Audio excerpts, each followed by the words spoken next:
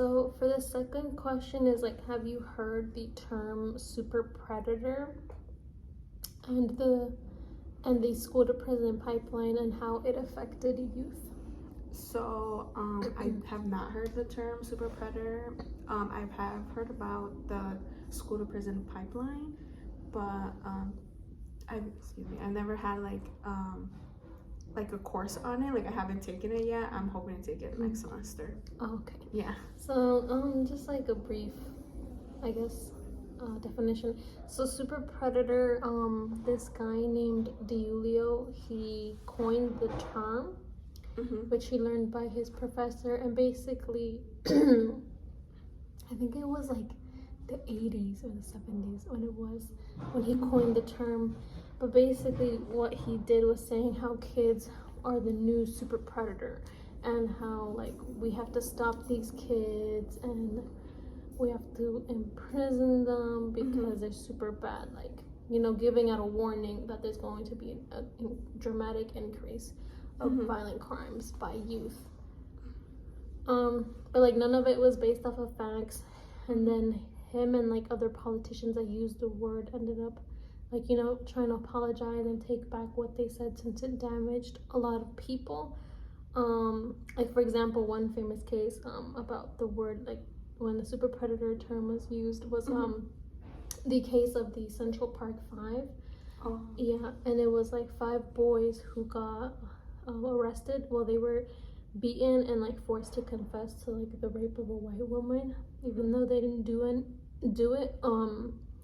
And they spent years trying to fight in justice. I mean, they all got arrested, but they still kept trying to fight the justice system. And it wasn't until they were like already like complete adults that the courts finally realized, like, yeah, these weren't the people who had committed the crime at all. So the school to prison pipeline, it mainly discusses how the school system is intertwined and interlocks with the justice system. For example, like many kids, even little kids, will be punished, like even handcuffed and arrested for like really minor things, or like things that are like, you know, normal at that age, like being too talkative or being disruptive, whatever it is.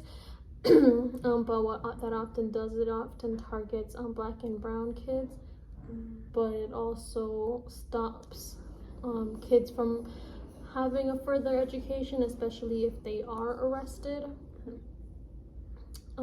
Like they often find it harder to come back after they've been arrested, since there's a lot of stigma.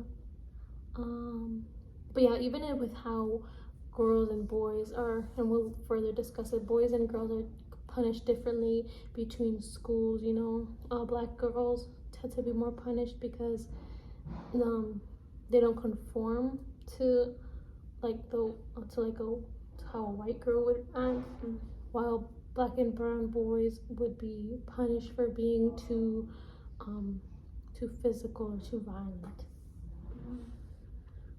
So for the school to prison pipeline, like, does like police presence like in the school, like that has something to do with it?